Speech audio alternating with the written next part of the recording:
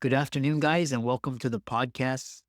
I've got a fantastic guest for you today, Philip Sessions, originally from Texas, my hometown, Houston, now living in South Carolina, and he's doing some really amazing work. He is one is in his communication and coaching, so he helps primarily dads communicate better to become better leaders for their family. He's also pivoted and added extra virtual assistant and a lot of doing marketing as well. So I'm really happy to bring him on and talk about that work as well. So Philip, welcome.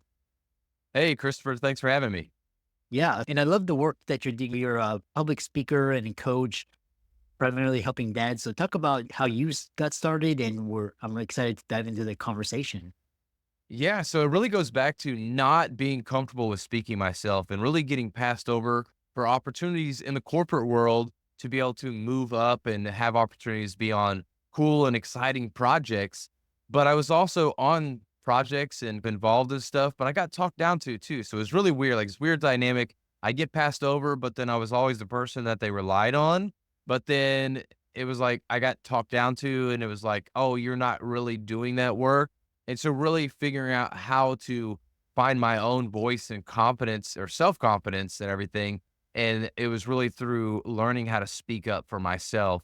And then an opportunity at BMW Manufacturing where I went from being a controls engineer, which basically we program automations for manufacturing processes or any redundant or repetitive process. We create a program to make it automated with robots or whatever it may be, and I got to go into the HR training department and work on presentation skills. So it was supposed to be leadership and professional development. And one of the things I was working on was presentation skills. And that was that aha moment for me that this could be a viable career path for me to create my own business and everything out of because a big company like BMW saw that need there. I saw how it changed my life. And so that's really where the business kind of gave birth was through that opportunity and, of course, the trial and errors that I did for myself throughout the years prior to that. Yeah. And I know a lot of I know I personally resonate with this idea. I had to find my own voice. I couldn't fit into the corporate culture. And so I had to go out and create my own success. And so one thing is, what were pivotal moments? Because you talk about being the shy, quiet guy, introverted to someone who commands the room. I've seen this in a lot of influencers and speakers. They have this, but then they blossom. What were your pivotal moments? So when I can think of like a shy moment, first of all, was probably back in third grade where I literally missed a day of school. I come back the next day and my teacher asked, hey, well, I asked her, hey, what did I miss? And she looks at me and says, you missed class? That's how quiet and shy I was at one point, all the way back to third grade. Really, the pivotal moment for me to start actually taking some action and stuff like that was when I was at a job and we would go to these engineering meetings. I was one of four engineers, the youngest engineer, and I would spend 50 minutes of our hour meeting weekly talking about my project updates. And then my manager just kept talking down to me. And finally it was like, okay, I am sick and tired of being talked down to. The previous job before that, I was the quote unquote young, dumb engineer, even though same thing, I was starting up all these systems for oil and gas called LAC skids, which is least automatic custody transfer. And I was just getting talked down to, but I'm the one doing all the work. And it felt like I was doing like a lot of the work and everything. And so it was just sick and tired of being sick and tired. And then another pivotal moment besides the one I mentioned with BMW was me starting my podcast. I had bought a microphone. I had the software downloaded on my PC to be able to do the edits on the podcast and everything. And it's a great idea. I was going to do it. And it was a year later when I finally went to a networking event and I asked the question, hey, how do you start a podcast? And the guy says the wise advice, just start. And of course, he gave me some details after that, but it was like, okay, I just need to get started. And I've really taken that advice with everything that, hey, I want to do this. Well, just start. We'll figure it out from there and everything. But those were like some of those pivotal moments that, and going to a couple different conferences, like business conferences, and seeing these speakers and the way they were able to transform my life through the information that they shared, but then others as well. And so I wanted to be that kind of person as well, that not necessarily be the center of attention, but that I could transform people's lives by being on a big stage in front of a lot of people. Mm. which in a really adjacent question, because a really great mentor of mine, he was because I was in your same shoes. It's just like you have all that experience and expertise, but then like when a downturn comes or some corporate reshuffle, and then you're like the first to let go. But then the managerial and leadership that don't have that expertise, they get to stay on and they get promoted and raised and all this. And Yeah. so how a lot of people in the same position, like they're great doctors and lawyers, but for example, COVID, they got fired because the hospital couldn't afford to pay them. And like I said, talk about developing managerial and leadership skills, because these are some of the skills that are more highly valued here in the West. And how can people take their knowledge and experience and basically work smarter as opposed to harder? Mm. Great question. And I want to come back on this real quick and mention that whether you're trying to save your job or whatever it is, you have to be your own cheerleader, especially in the corporate world. Really, to me, it comes down to lazy management, but also at the same time, when your manager has 30 people that they're managing, they can't know every single thing that you're doing. So you as the professional or you as the non-managerial person, you need to be letting them know what it is that you're doing. And it's not, hey, by the way, boss, here's what I'm doing. Hey, this is what I did today. Oh, I'm going to do this today. Check in and check out. I plan on doing these things. And then you check out and say, okay, I did these things. No, it's just about giving them updates here and there. And if you don't have one-on-ones, you need to set those up. Managers, I believe, should be setting these up already. But if they're not, start setting those up, even if it's once a month or every other week, whatever it is. But you have to start communicating. Here's the things that I'm doing and find ways. And now you need to be doing actual projects, not, hey, I drew something in AutoCAD. Make sure it's something actually beneficial and start to promote yourself, because that's the only way people will be able to recognize you. And how I can relate this is with Coca-Cola. Everybody knows Coca-Cola, but if today Coca-Cola said, we are no longer doing ads, how long do you think it'll take? And I don't know how long it'll take, but how long do you think it'll take before Dr. Pepper, Pepsi, I guess Dr. Pepper is a Coke product, but anyways, these other products will start to take over that market because Coca-Cola doesn't share themselves. They don't talk about themselves. They don't spend the ad money. It probably won't take that long because these other companies are spending that much on ads, and there's other factors that go into that. So it's the same thing for us. People will not recognize the things that we do unless if we let them know. And so the first thing is communicate that. And really, to become a leader, to become a manager, it comes down to communication. First of all, how are you communicating what you're doing, the things that need to get done, status updates? So learn to communicate. And the best way I find to do that is getting your phone and learning how to do even a simple 30-second video. If you can continue time and time again to be able to speak about something for 30 seconds, articulate those thoughts, that's going to transfer over to your emails, to your text messages, phone calls, you being in person, or like how we're on a podcast right now, or being an interview. You're going to be able to answer questions. You're going to be able to translate information more thoroughly because you've gotten that practice. The second thing is learning how to delegate. This is one thing with my engineering background. I've been guilty of this because it feels like, okay, I'm the one doing the work. That's more beneficial than not doing the work. In the corporate world, it's really not more beneficial. Yes, you need those people actually doing the work. Like they still have a benefit, but the reason why these highly technical people or these highly skilled people lose their job is because they don't communicate it, but then they also aren't able to replicate that work to be done. A manager, a leader can replicate people and get people to do work and guide them to make the business move forward. You as an engineer, you as a doctor or a lawyer, you are not building the business per se. You are doing, yes, you're doing valuable work, but you're not able to build that business. So we can keep a manager on, and as soon as we have an uptick in the economy or our funds come back together, cash flow is good again, we can start to hire people, and this manager can direct them to be able to do the things. But you as an individual contributor, you cannot do that. So in order for, that's why they get cut first. So you need to learn how to be able to delegate or replicate yourself at a minimum. So you do this work. How are you creating standard operating procedures, or how are you documenting the things that you do so somebody else can take on that work And I always like to use the scenario of, if you got ran over by a bus today, could somebody else pick up your work and start working on it? If you can start doing those things and have things in place, you become more valuable, because now not only do I know that you know how to do the work, but I know that somebody else can pick it up. And you're looking out for the business's interest, because you're trying to make sure that the business is prepared if something were to happen to you. And too oftentimes it's a hard thing to do, but it's something that isn't done a lot of times for those that are highly skilled. So I'd say those are the two things: learning how to replicate yourself or delegate that work and have other people do it. And then also learning how to communicate are going to be two highly desired skills for any employer, or even if you're on your own, to be able to learn so you can grow and develop and not lose your job when there is that downturn in the economy.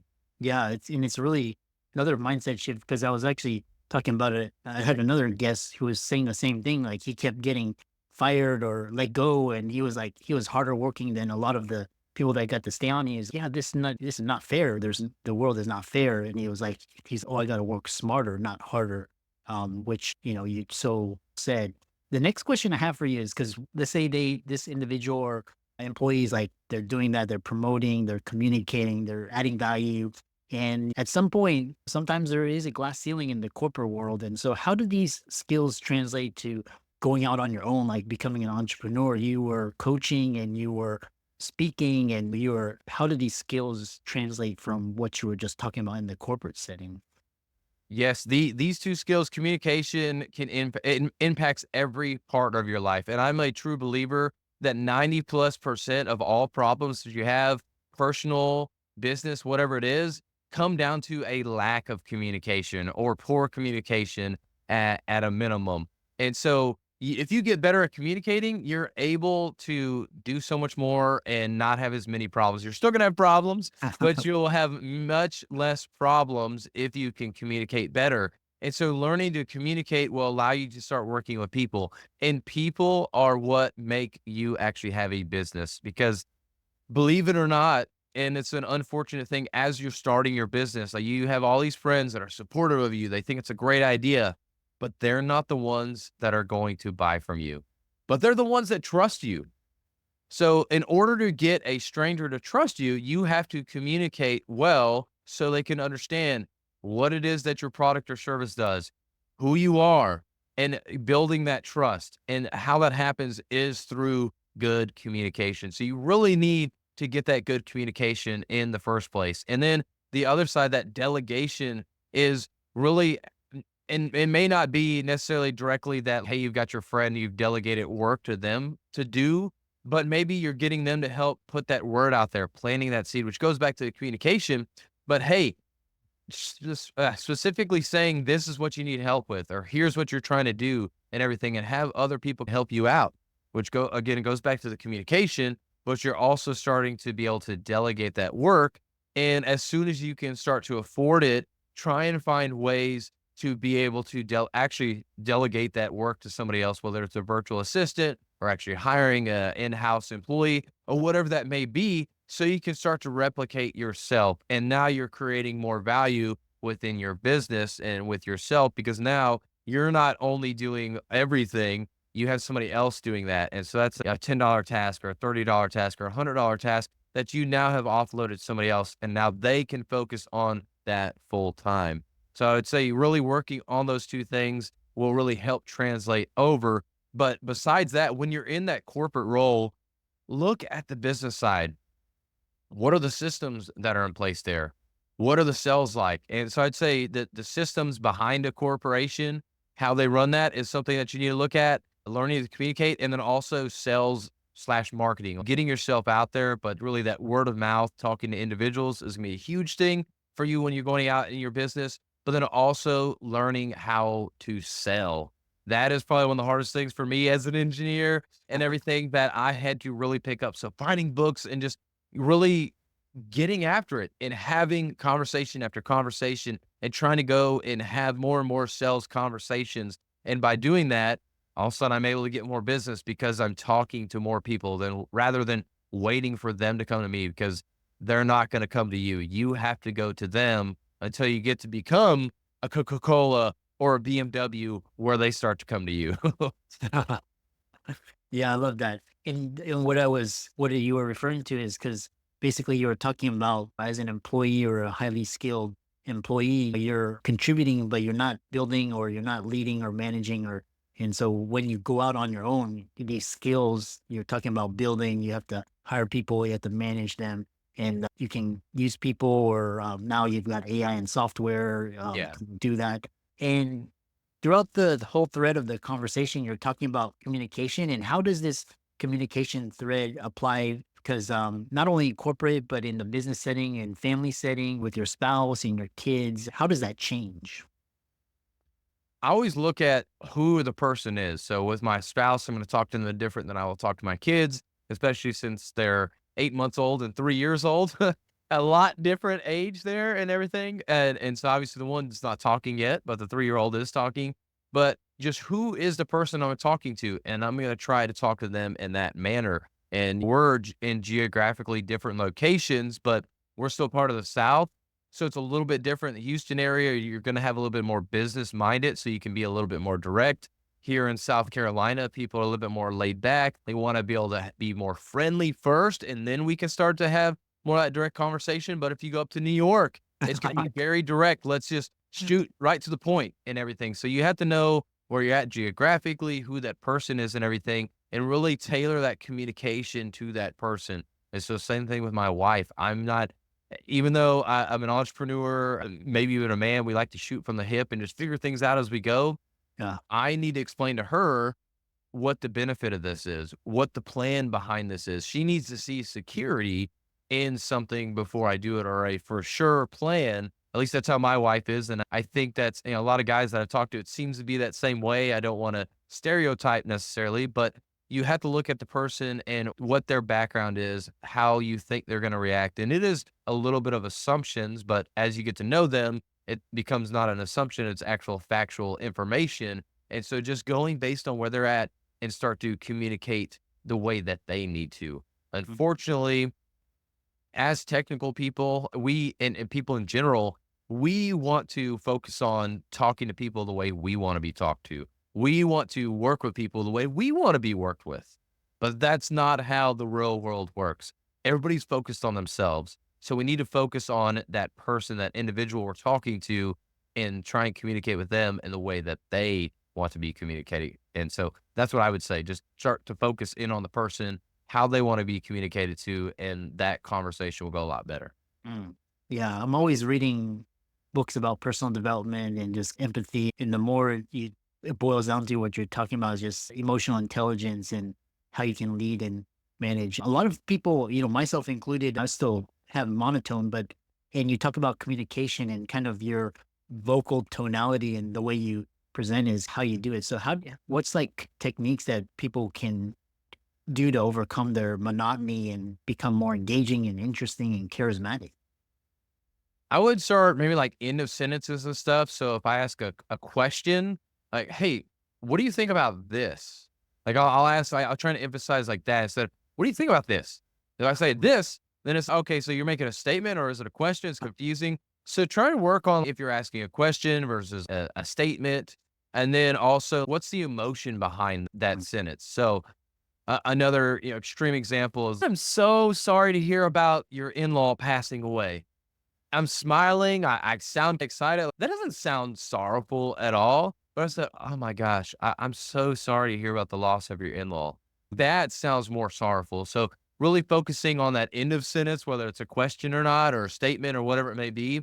And then also, what's that emotion that you're trying to bring into that sentence that you should be? And now we shouldn't be faking that, but still, if I'm happy about you losing your job or a significant other, whatever it may be, that's going to be really off-putting and not make sense. So thinking about the situation and what emotion behind the message that you're trying to share will be helpful for you to create that tonality within your voice. And then it's just all about practice. So again, go back to the phone, try and be more excited, and especially when you're on video, like they say in Hollywood, that the camera adds 10 pounds to you on camera. You want it, like, just put a percentage out there. Like, it takes away like 90% of your emotion.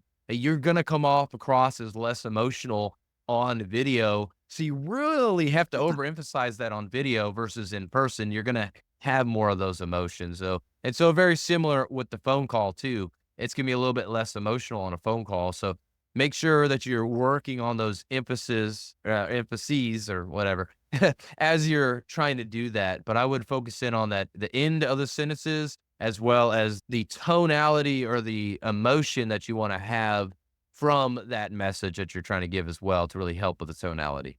Yeah. Yeah. Really powerful and just be mindful. And there's a lot of, just like your voice, that's how you present, that's what's going to sell. And so I know we have around 5, 6 minutes and you mentioned, cause you've actually you've done a lot of great work and now you've started a virtual assistant placement company as well as doing other types of business and entrepreneurial endeavors. So talk about that and what's in store for you in the future.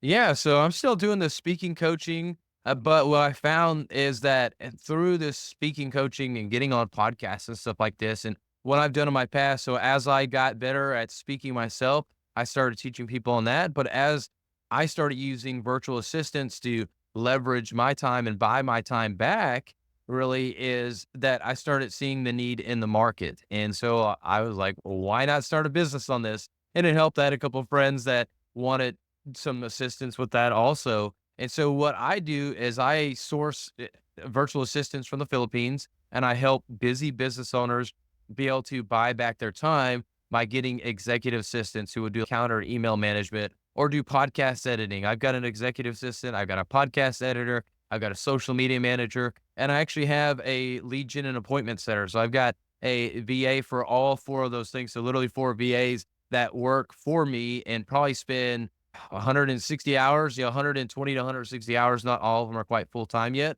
but through that process and seeing how that's helped me be able to do things and still be able to focus in on my family and on the things that are higher level activities in my business and money making activities or things I enjoy doing, like speaking on stages or podcasts like this.